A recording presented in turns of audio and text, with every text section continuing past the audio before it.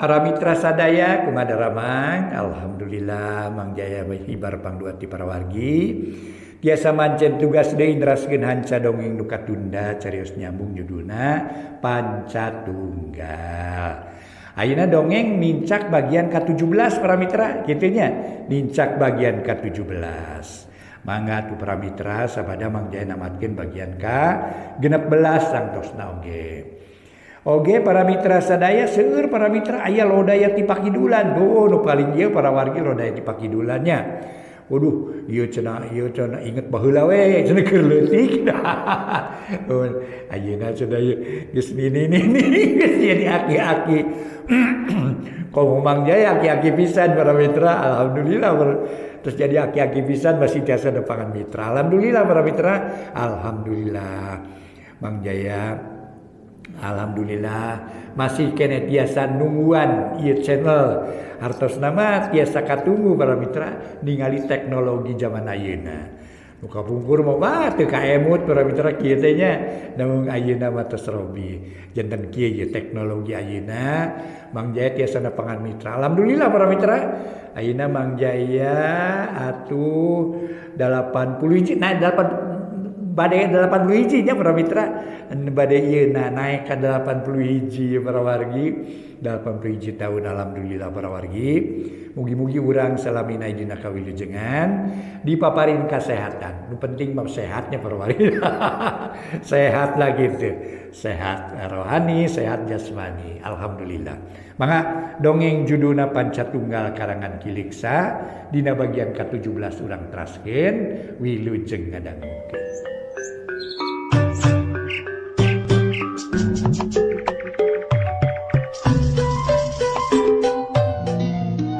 Para mitra kaum dangu, wilujeng tepang dangu sareng acara matuh dongeng enteng pang beberapa. Mang Jaya sapara kanca bade neraskeun hanca dongeng nu katunda carios nyambung judulna Pancatunggal. Ayeuna nincak bagian ke-17. Mangga urang sami-sami hanca ieu dongeng sakumaha nu kauninga Surajaya harita parantos nepi ka Padepokan Parebulung nepangan nyaeta Resi Kalajati anu kagungan putra istri nu katelah Nyi Partiwi. Mangga wilujeng ngadangukeun ieu dongeng etang-etang hiburan pangbeberahmana carios nyambung judulna Pancatunggal karangan Kiliksa dina bagian ke-17. Para mitra kaum dangu, Surajaya olohok bengong asa teu percaya kana tetempoanana.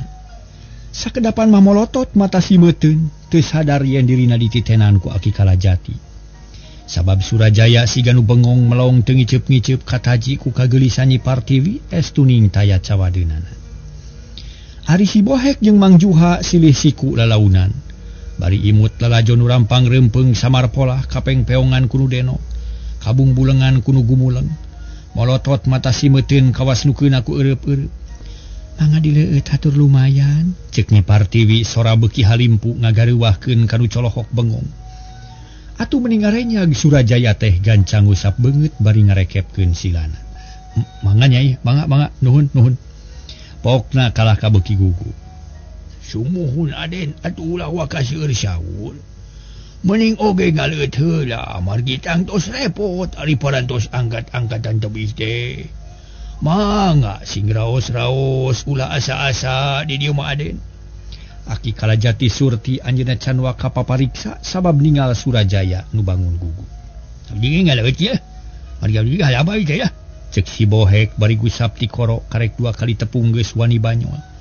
Atuh ngagak-gak Aki Kalajati asa tambah loma.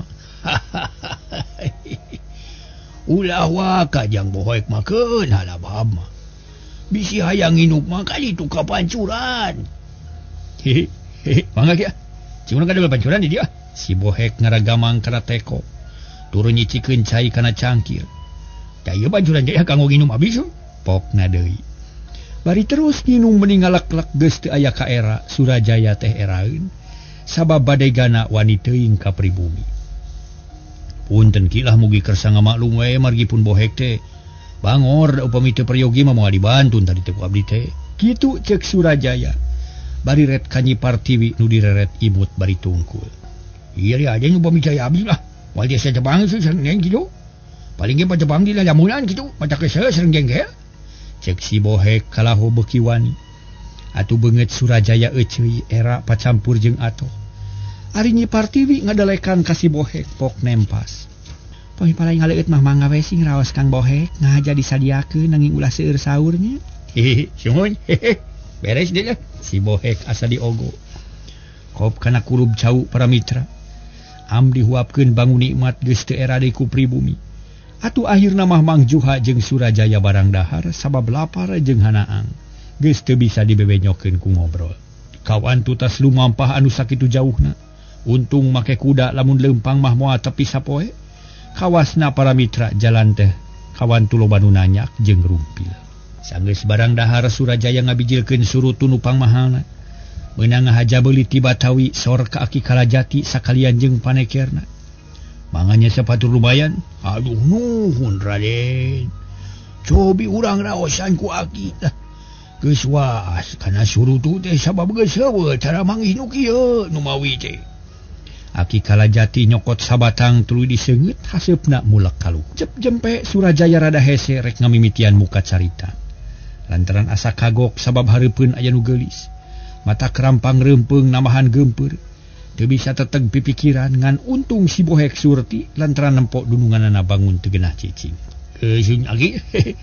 Kitu deui kan nya si abdi teh nyuhunkeun widi we.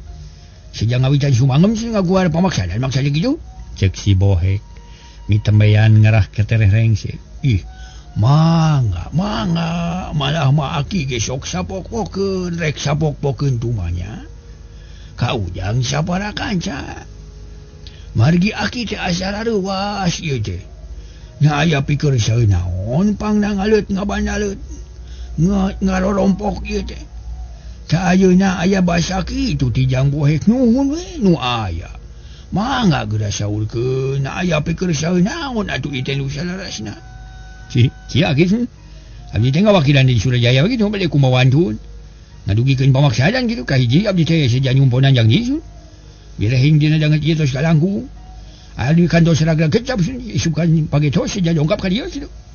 Tayina dilaksanakeun moge ulah janten tatagihan we. Margi Jang Abdi tos kacumponan kitu maksud teh. Cek si Bohek. Bisa pisan ngomongna taliti jeung hati-hati. Katampi ku Aki ge. Nuhun ujang memang kudu kitu Jang di jalema mah. Kudu tigin kana Jangji. Kudu iatna kana Subaya. Aki teh tumanya pisan hatinya mah. Tumarima pisan kana kasatian ujang kana Jangji pasini pasang Subaya mangga lajengkeun ujang. Si kaduana si abdi teh dari hapunten kitu. Margi dongkap ka dieu teh alat sakadana mah kamari nanging kumargi aya wagelan nu teu tiasa dikantunkeun kitu kapaksa wae na mah tiasa ayeuna kitu. Dupi nu janten marga lantaran mah kitu dan Surajaya teh taja sumping ti Batawi. Margi anjeunna teh nuju usaha ka Kota Ageung. Nya sumpingna teh dinten kamari kitu dah. Ari ayeuna lajeng ka dieu kitu maksud teh sun. Hapunten nu kasuhun. Mugi gerasa ngamaklum margi rumaos lebat abdi teh. Teu tepatina waktosna kitu tah. Dihampura pisan ujang dihampura. Keun bae teu jadi halangan sok lajengkeun naon maksud nu katilu. Aki Kalajati dari anaker. Dupi nu katilu nya abdi teh. Sajen nepangkeun antawis Raden Surajaya sareng Raden Partiwi. Da ieu nu dengan Surajaya teh. Nya ieu bisa ngutus ka abdi kanggo milarian hiji putri. Syukur alhamdulillah sintiasa pacabang rarai kitu Pak Amprok Jonghok. Antawis jenis sareng jenis kitu. Kandun batin ayeuna gue. Si Bohek ngahehe seuri para mitra. Ujang masuk aya wae sok ka mana-mana wae. Syukur atuh ari kitu mah. Ku Aki ge kaharti teras kumaha ayeuna ujang. Sun nyeun ka obat naon teh bade nagih Jangji sun. Margi ti payun dan parantos nyaurkeun. Yen moal ka ngawaler tapi nampi hendeuna. Pamita can Jonghok sun margi moal nawar muding depak kitu. Moal nawar nanti ngagalih ucing di jero karung sun. Tapi nama mending parantos ngadag sih, ucing parantos dikeluarkeun. Tiasa ditaksir pidagingeunana, tiasa disawang piharjeunana kitu. Beda ucingna parantos tiasa kagamar eta sun. Bulu-buluna kitu. Nah geura hutan. Nah maksudna ditampi atuh leuwih henteu. Ku kitu ku kieu ge nyuhunkeun beres ayeuna kitu. Sa maksud teh anu utami mah da ti payun mah tos asa padan dan sareng Aki kitu maksud teh. Aki Kalajati ungut-ungutan. Di Partiwi ngeluk tungkul sembu bingung. Lain bingung ku milihna ngan asa heurin ku letah rek nyaritakeunana. puguh ari hate mah panuju pisan sarta hayang buru-buru nyebut narima. Orok kaya bibir asa rapat leta asa heuras, jajantung kalah babadug, hate kalah katotojer, tagiwur teu puguh rasa. Bohe kuring teu disaruakeun jeung muning atawa jeung ucing, supaya wae. Surajaya ngaharewos beungeutna beureum. Cih, den eta mah babasaan sanes basa nyansu. Nya beuh disebutkeun muning geus ngadag di segala, kucing geus dikaluarkeun kumaha. Malah cenah kagambar bulu-buluna mah kumaha ieu teh. Sis apa deui sun. Alimun rebut tawar muning dapas sun. Alimun cenah ngagalau ucing jero karung kitu. Pada rebut tawar muning nangtung ucing hayang katingali buluna kitu. Seksi bohek ngagak-gak seuri. Asa ngeunah ngaheureuikeun dunungan nyi Partiwi asa kagareuwahkeun pok nyarita ka bapana. Bapakku mah upami parantos kieu. Kelanan nyai. Bapak terek narosela ka aden sabab sagala rupa ge kudu puguh jajaranana. Kudu puguh entep seureusna, kudu puguh aturanana. Cik aden aki teh sejatu maros mugi kersa ngawaler anu sajujur-jujurna. Aki kalajati netep ka Surajaya nu ditanya gancang ngajawab. Mangga abdi bade ngajawab kana rupi-rupi patarosan ti aki. Nuhun aden nuhun kieu pamaksadan aki teh aden. Dupi aden teh kagungan garwa tanapi henteu. Upami kagungan saha jenenganana. Teu acan kieu di malagas kene. Syukur. Aki teh bunga hari kitu mah nu kadua deui kieu dupi aden teh leres-leres parantos aya maksad kagungan garwa. Nah kapal lain nyalira tanapi aya nu miwarang ka aden. Aki kalajati apik naker. Leres abdi tetos sayang kadu pamajikan margi tos karaos paryogina. Oge ku imutan mah satos ningang kana maksana. Margi syarat aya sorot aya umur cukup niat buleud. Tak kitu ki sarta teu aya nu maksa-maksa estu karep abdi sorangan. Nuhun pisan wami kitu mah. Kedu pius bate sabaraha taun aya teh aden nah tos aya salawe taun. Rupina mah langkung hampir jejeg 20 genep gitu. Mari hoyong gaduh pamajikan utos tiasa notos ti taun pengker kene.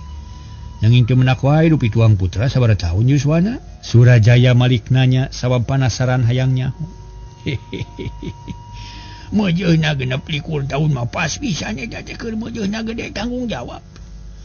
Oge pantes jeung anak aki nu umurna nincak 20 tahun.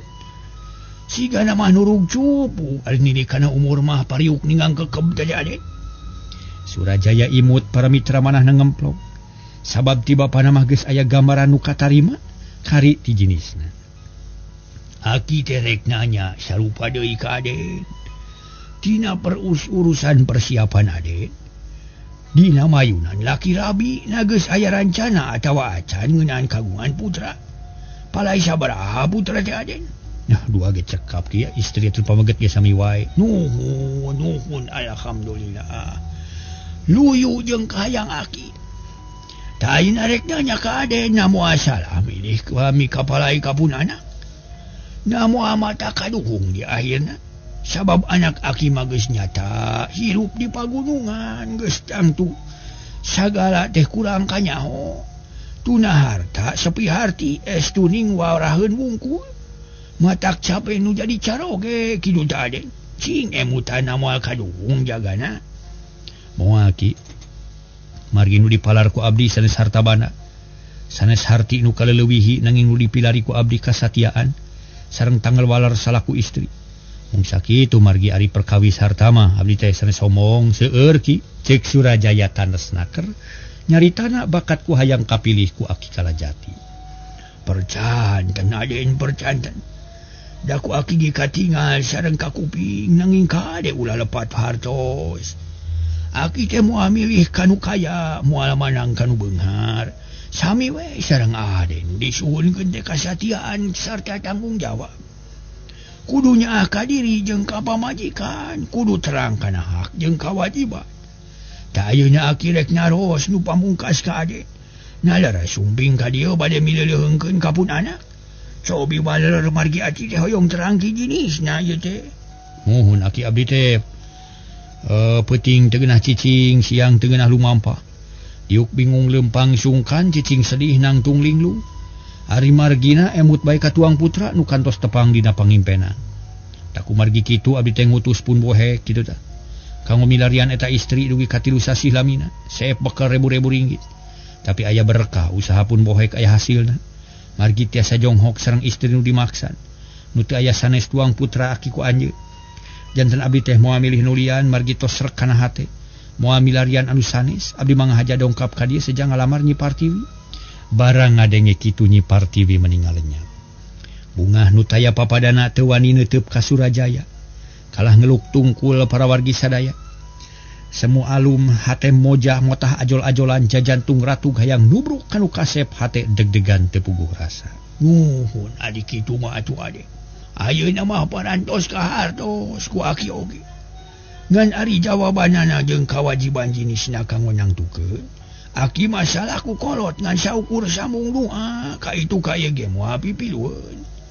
Bisi jadi matak di akhirna. Cing urang tanya jenisna na kumaha cenah ieu teh. Cek Aki Kalajati bari ngareret ka putrana nu ngeluk tungkul. Nyai, kadangu obrolan bapa anu nembe sareng Aden Surajaya. Kakuping, Pak. Jawabna alon hampir teu kadenge. Syukur ari kitu mah. Kumaha ari jawabanana? Na ditarima atawa moal? Nyai kudu inget kana janji jeung Jang Bohe. Yen rek ngajawab mun geus jonghok jeung jenisna. Tayeuna waktuna. Ngiringan kana maksad bapa. Ngiringan jeung ngiringan kumaha? Nah kumaha mun bapa teu narima narek ngiringan deui? Aki Kalajati setengah ngabanyolan para mitra sadaya. Atuh Nyi Partiwi teu nemalan kalang ngahuleng semu bingung sok sieun salah ngomong. Puguh hate Surajaya ratu bisi lamaranana teu ditarima. Kulantaran Nyi Partiwi ngahuleng wae Aki Kalajati tuluy nyarita. Sok nyarita Nyai kumaha mun kitu? Rek ngiringan atawa moal mun ku bapa teu ditarima? Moal, jawabna beuki jero ampir teu kadenge. Mun Aki narima rek ngiringan? Bade, jawabna ponok tapi motong, plong hate Surajaya ngemplong. Bungah nu taya papadana lir kagunturan menyan putih kagunturan madu kaurugan menyan putih. Sabab lamaran ditarima ku jenisna, cakakak Aki Kalajati gumujeng bungah manah nu taya hinggana. Syukur ari kitu mah Nyai. Sajalan jeung pikiran bapa. Nuhun Nyai nuhun. Memang geus tepi kana mangsana, geus cunu kana waktuna. Niti wanci du mustari nincak mangsa nu sampurna. Hidep kudu rumah tangga. Nyi Partiwi beuki ngeluk beungeut euceuy ramo ngome tungtung sama. Ditika-tika nepi ka nguluntung ari Surajaya ngahenen ngararasakeun nikmatna hate. Bumi alam asa lega matak betah tumanina. Sionya beurit di gunung si lele di empang gitu. Ketemu di dalam jemlung gitu. Putri di gunung ada cici pelang ketemu di Parewulung. Wilujeng aja, wilujeng den. Bogi sing panjang bunung sing. Panjang yuswa sing dugi ka pokot ieu kitu. Si Bohek bungaheun pisan. Sabab aya geus hasil nepungkeun Surajaya jeung jodona. Atuh digonyak menipating darilak ambek tapi hate mah bunga. Bisa Jang Bohek banyak. Penek-penek ke mote kargeuning syukur ujang Aki teh bunga. Tapi kumaha hari Aden tos ngadangu kana jawaban cibunana? Aki Kalajati mencerong ka Surajaya. Parantos ki katampi katada pisan hatur nuhun. Heueuh syukur ari kahartosna. Pek atuh geura munjungan kadinya geura tepungkeun tatali asih. Geura lawungkeun tekad nu mulya, Aki ridho sarta doa mun Aden ngadahup ka punana. Nyi Partiwi ngeleper Surajaya lilinieun tapi teu burung pating solongkrong munjungan. Kepser getihna asa ngagolak, asa aya setrum nu sumarambah ka sakujur badan. Kontan dua rarai euceuy ngadak-ngadak muriang panas diri seuneu asmara ngagedur. Janjaina we sini nuhun Aden lah. Nuhun kitu lah. Jadi beres anu kitu. Si Bohek teh sirikna emprak bakat ku bunga nepak ping-ping bari lalajo nu geugeuman. Gegeumeueun paramita. Porosot dua leungeun lesot deui gek dariuk kawas tadi kaayaan jadi robah sabab Nyi Partiwi jeung Surajaya geus teu kaku teuing. Diuk merenah pikaresepeun Aki Kalajati ngarasa bagja kitu deui si Bohek jeung Mang Juha sarua pada bunga. Tah ayeuna urang syukuran ka Nu Maha Kawasa. Muga-muga ku tepungna dua jalma sing nuntun kana katengtreman dunya. sing jadi pamikat rahmat. Muga-muga ieu kajadian diridoan ku Allah nu Maha Welas Maha Asih. Sarerea nyebut amin anu dinya meniraong geus kitu mah Aki Kalajati nitah ka Nyi Partiwi sangkanya diakeun sangu jeung lalabuhna nu memang geus tinggal nyodorkeun. Satuluyna berak dalahar bala kecerakan sukan-sukan galumbira milu bunga ka Surajaya. Sarengsena taruang Surajaya uplek ngobrol jeung Aki Kalajati medar rupa-rupa pasualan. Malah Aki Kalajati ngadadarkeun riwayat Nyi Partiwi nu hirupna geus tunggara ti bubudak. Sabab ditinggalkeun maot ku indung ti keur leutik keneh. Oge teu poho medar lalampahan opat muridna anu kiwarican mulang-mulang. Keur nareangan monyet bodas rek di alabuduna.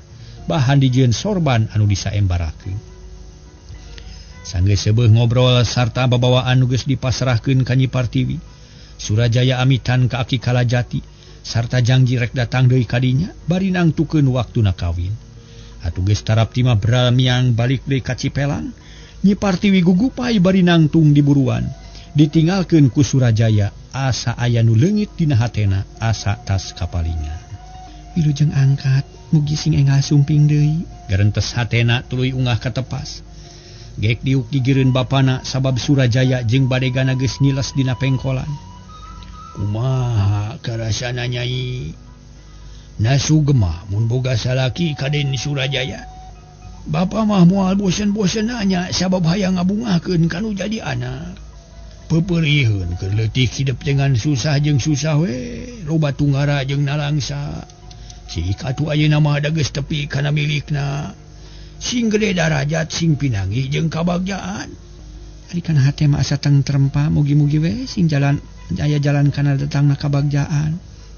Abdi mah suka lillah dipihukum ku Kang Surajaya. Moal teu moal asa basa aya basa kaduhu. Jawab Nyi Partiwi sajujurna. Da memang bener hatena ngarasa lugina jeung gede harapan. Nya muga-muga we harapan hidup teh sing dikabul ku Nu Maha Kawasa. Sabab bapa ge ngaduakeun ti beurang jeung peuting hayang boga anak soleh sarta hayang aya dina panangteuyeungan Allah Nu Maha Kawasa. Jung atuh geura bebersih ayeuna mah perenkeun urut nyuguhan. Hate sing tiis, pikiran sing tentrem.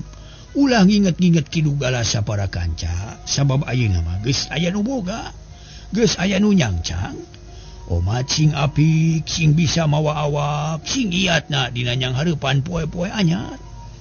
Sabab di dunya teh loba gogoda jeung dodoja, loba halangan jeung harungan, loba nu ngajak kana picilakaeun. Aki Kalajati teu bosen-bosen mepelingan ka putrana. Geus kitu mah Nyi Partiwi ngaleos ka pawon. Rek gegeroh parabot nu kalotor ti harita tara loba pikiran nu lain-lain sabab ayeuna mah geus puguh nu jadi panutan. Geus nyata saha-sahana nu kudu dituturkeun ku manehanan. Kocapkeun Surajaya jeung baladna harita keur aya di setengahing perjalanan. Panon poe geus tunggang gunung tongeret teang di sarada. Manuk-manuk recet bari pating arat celok dina dahan-dahan kai. Beuki lila poe beuki reup-reupan, panon poe geus surup tungtungna reup-reup peuting Surajaya jeung baladna ka poe. Kumaha geus kieu ye bohek ye, urang poekeun ye mangkani jauh keneh ka lembur teh. Ceuk Surajaya bari rek ngeureunkeun kudana. Lantaran jalan geus teu sidih katempona ari si Bohek jeung Mang Juha. Silih reret duanana ngarasa bingung akhirna Mang Juha ngomong. Sapolos aman mah langkung saya liren di warung atuh den lah. Mari upami dilajengkeun ayeuna bilih aya naon-naon di jalan ke. Ceuk Mang Juha. Manehna ngarasa malang bisi di jalan aya nu megat. Tapi kuring hayang buru-buru sasadian keur kawin Mang. Mung lila-lila di perjalanan cing pilih Mang jalan mana nu paling aman. Surajaya keukeuh hayang nuluykeun lalampahanana. Rupi jalan mah seueur deui nanging teu aya nu aman ari wengi mah. Margi Mang tos terang sadayana di wewengkon ieu teh seueur begal, kawan teu tos saket kaleuweung hideung atuh. Kumaha atunya? Surajaya bingung. Kumaha urang ka Imam Mang Juha we tuh kitu? Si Bohek ingeteun ka lemur purut ka Imam Mang Juha. Tah, bener jauh teh ka dieu Mang. Surajaya satuju. Caket deui nanging jalanna rumpil sih. Bisa disorang ku kuda, tiasa nanging kedah nyanak obor. Nyen obor, ieu urang ka Imam Mamang, ongko kuring hayang nyaho deui. Surajaya mere putusan. Atuh geus kitu mah si Bohek jeung Mang Juha neangan awi garing. Uyup ayap ka sisi jalan, sabab kaayaan beuki poek akhirna mah obor sayagi para mitra sadaya. Atuh terus diseungeut, hiji diseungeut berai caang harita teh. Mending ngebrak para wargi. nyaangan jalan nurek diliwatan. Harita keneh Surajaya jeung anak buahna laleumpang deui ngajugjug ka lemur purut. Ari sabab para wargi sadaya kudu kebat ka Cipelang mah teu sanggup kumawan tu jauh keneh jeung jalan nawerit cenah para mitra loba begal ongko. Para mitra kaum dangu wanci sareureuh budak Surajaya jeung baladna terpi kanu dijugjug. Bisami ngarenyag sabab diburuan loba sora kuda. Jeung aya nu pating kadepruk korejat manehna hudang tuluy ngateyep ngadeukitan kana panto. Maksudna rek noong barang antel panto aya nu ngetrok di luar. Jeleng Bisami luncat ka tukang terus ngajeblak dan karak bengkang. Sungut calawak bangun panon buncelik reuwas nu taya papadana. Tapi untung kaburu aya nu noong ngomong di luar. Sami, buka panto. Bisami apal kana sora salakina. Kuniang hudang bari memener buuk ngadeuketan kana panto. Tapi teu buru-buru ngalaan tulak sabab hatena canteng trem jeung jajantung kalah karatu loba kasieun. Sami, buka panto, yeuh kami datang. Mang Juha gegeroan deui bari tetep ngetrokan panto. Kang Juha teh, Bisami nanya heula hayang yakin. Heuh, akang sok atuh buka. Manehna rese teuing nya. Geus puguh kitu mah kolotrak ngalaan tulak. Berai panto muka ari breh di luar aya nu ngajanteng duaan. Di gireun aya kuda galede Bisami reuwas. Ingit kana dongeng tatanggana yen sok aya jalma nu diwadalkeun sarta sok dipapagkeun ku kuda tengah peuting. Barang inget kana hal eta brug panto ditutupkeun deui langsung ditulakan bari ngadegdeg. Bulu punduk pating puringkap. Atuh puguh Mang Juha geus rek asup reuwaseun ampir we tarangna ka badug panto. Surajaya jeung si bohek colohok teu ngartieun kana eta kajadian. Tapi eueuh nu nyarita angger wae ngajanteng di buruan. Sami kunaon maneh teh ha? Lieur atawa ngalinur teh? Buru-buru buka panto ya. Ya kami tiris di luar. Ceuk Mang Juha bari gegedor bakat ku keheul. Gegedena mah era kudunungan. Moal kami mah moal buka panto deui teu sudi lamun diwadalkeun. Hari ka dunying kasih jauh ka sabrang ka Palembang udah deket-deket ka dieu bari nage. Saya mah bisa miti jero bari ngalangan panto ku meja. Astagfirullahaladzim. Kunaon ari maneh sami ka salaki kala sising lar kitu sia? Nyangka siluman ka aing? Lain deuleu kami mah salaki maneh si Juha anakna Aki Emed. Mang Juha keheuleun. Untuk menikah kerot ret ka Surajaya beungeut nyiak bakat ku era. Bisa mingahuleng manehna jadi bingung sabab ieu ngadenge salakina istighfar. Terus meja digeserkeun deui tulak panto dilaan lalaunan berai muka bisa minolol. Hari maneh ngalinur geus kumaha sia teh lieur sami? Naon jiga nu teu eling era atuh. Mang Juha ti pepereket ngeupeulkeun peureuh. Mun tiras ka pamajikan mah hayang nampiling bebeakan. Teh bener Kang Juha? Ya heueuh atuh pira aku geus poho deui sia. Sabaraha taun aing teu balik-balik terasaan manyar keneh can saminggu. Ih lain kitu Kang puguh kuring teh sieun ku kuda. Panjangna teh aya siluman nu keur neangan wadah. Nah saha atuh nu duaan teh? Nu hiji majang bohek, hiji di dunungan akang. Ngajak ka dieu poekeun di jalan, sok naeur cai buru-buru nyicip kopi atawa nyieun bandrek. Oh, dunungan. Era teman kami teh atunya. Oh, matak sing eling sagala-gala ge atuh. Ulah gagawa buru-buru naeur cai. Bisa mican waka nepungan semah manehna buru-buru ngaleos ka pawon. Rek naeur cai. Ari Mang Juha malik deui ka buruan nyarita ka Surajaya nu ngajanteng keneh di buruan. Mangga kalebeten lah. Tiis di luar mah hapunten dalami teh pun bojo ngalinur panginten hudang kaselempek. Mangga mang nuhun lah. Kumaha ye kudaya Surajaya nunjuk kana kuda nu can merna. Sawios urang pernah keneh ku Mang di palih kidul aya nu bumi sareng nu ieuh. Nu buni malah bajukut ge moal burung aya seueur da. Pun anak sok ngarit kanggo doma sun. Cek Mang Juha bari murug kana kuda Surajaya. Tuluy dibawa ka pipir belah kidul malah opatanana dipernahkeun di dinya dicangcang dina tihang. Ari Surajaya buru-buru unggah ka imah gek diuk dina samak ngalungsar bakat ku capek. Panon rarat-reret nempuan eusi imah Mang Juha. Nu serba basajan estu jauh melamelu jeung imahna. Surajaya ngupat dina jero hatena. Watir teuing Mang Juha oreng kieu kaayaan imahna teh. Paingan awakna rudin meureun berat nyang hareupan hirup anu sakieu balangsakna. Tapi aing muji Mang Juha rajin jeung jujur, sopan jeung satia kadunungan. Kitu gerentes hatena bari teu weleh rada ratreret. Keur kitu cat si bohek ungah tuluy nyampeurkeun ka Surajaya. Dituturkeun ku Mang Juha nu geus rengse nyangcangan kuda. Malah mah diparaban ku jukut sacukupna. Punten aden lah Mang teh teu tiasa ngahormat margi kaayaan batan sakieu sun. Kalotor sareng hareurina teh Mang Juha sasadu sabab hatena ngarasa era ku kaayaan teu bisa nyugemakeun kadunungan. Ih, mang ulah nyarios kitu ngaku ka semah teh lain ku harta bana bae tapi kubu diparangi nu hade. Ku pangakuan pribumi nu somea. Keun bae da kuring mah teu aya hayang teu hayang dihormat. Hayang nyimpang sote bakat ku hayang nyaho jeung kapaksa ku kaayaan. Mana tuh si bibi teh meuli teu lolol. Surajaya hayang tepung jeung Bisami. Itu nujuna hercai aden lah di ditu mangga keke sekedapnya. Mang Juha bari nunjuk ka pawon. Tuluy ngojengkang rek nyalukan Bisami. Sedang Bisami nu geus ngadenge kana omongan Surajaya para mitra. Manehna jadi kaisinan, jadi kagok rek nepungan asa beureum beungeut tapi keur ngahulang kitu kadenge Mang Juha ngageroan lalaunan ret ngarere. Aya naon bari nage? Pokna reuwas. Tepungan heula aden bieu nanyakeun buru-buru era sia. Katukeun hercai heula. Dina atuh era manten buru-buru tepungan ka itu. Era-era ge maksakeun nepungan. Bisami meniko kompodan berak deku ciganyang hareupan raja pok nyari peta mamanapan. Aduh aden, mugi 1000 ulah jantan benu, 1 juta ulah jantan harengat mana. Salaksa ulah jantan duka, bibi teh rumaos kirang hormat ka tamu, hapunten aden. Bibi teh rumaos lepat nyangakeun sadaya-daya, nyangakeun beheung teuk-teukeun suku genteng belokeun, ti kolog-gorokeun. Kitu pokona bari nu peryogi mah aden. Bibi teh lah nu nyata nyangakeun samudaya kalepatan we. Bisami tungkul Surajaya rumenghap teu aya teu nyana Bisami teh rek nyarita kitu bibi. Nah make nyarios kitu sagala. Bibi mah teu boga dosa eueuh kasalahan kudu dihampura ku kuring. Sabalikna kuring minta dihampura sabab rumah sageus ngaganggu kanu keuraos kulem. Pangna ka dieu teh kaayaan peuting kuring tas diparewulung. Poekeun di perjalanan nu akhirna ngahaja nyimpang rek ngadon reureuh bari silaturahmi. Tak kitu maksud teh bi mugi kersa ngahampura we. Aden dihapura ributan lahir batin aden. Bibi mah teu ngaraos kaganggu malih mah bingah nu aya. Margi salaki bibi datang nu hartosna mah salamet. Bisa miregreg deui ayeuna mah teu rampang reupeung kawas tadi. Nuhun atuh ari kitu mah bi. Mangga calik-calik sing raos urang ngobrol jeung kuring geun bae luah kerah-kerih ulah ngarepotkeun deui. Mangga aden ngiringan. Ari tadi kunaon bi aya jurig-jurig kitu. Si Bohek milu nyarita manehna meuni geus teu asa-asa ka Bisami. Ieu ujang bibi teh reuwas sabab tara-tara ti sasari bet aya kuda los-los ka dieu. Mangkaning kaayaan peuting bibi teh sieun. Da buku inget kana dongeng tatangga. Cek Bisami terang-terangan.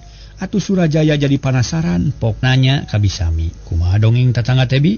Kieu aden. Kamari teh pun bibi teh menak wartos di lemur si bengkok teh aya budak nu diwadalkeun ka siluman. Mun dicanakna ku siluman tengah wengi dipapageun teh ku dua jalma tumpak kuda cenah kitu. Enjingna kapan aku indung bapana eta budak kantun layona. Tak kumargi kitu pun bibi teh reuwas ninggal kuda di buruan. Sok sieun aya nu mapageun ka bibi, sieun anu ngawadalkeun.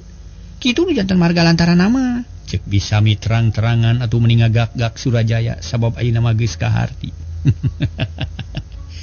Aduh, aya wae panyana teh si bibi ngalin, urang sabeng ngadenge ngagebut kana palupu. Ari kitu carana mah kaharti atuh sabab memang bener kudu waspada ari peuting bisi aya nu niat jahat. Dah, dasar we si eta borangan aden lah. Geus buku aya nu katrok bari nyebutkeun ngaran masih keneh teu percaya. Untung teu ditampiling eta sabab mang teu geus keheul den. Mang Juha milu nyerenge. Tapi Bisami mah ngadelek radah kaheuleun.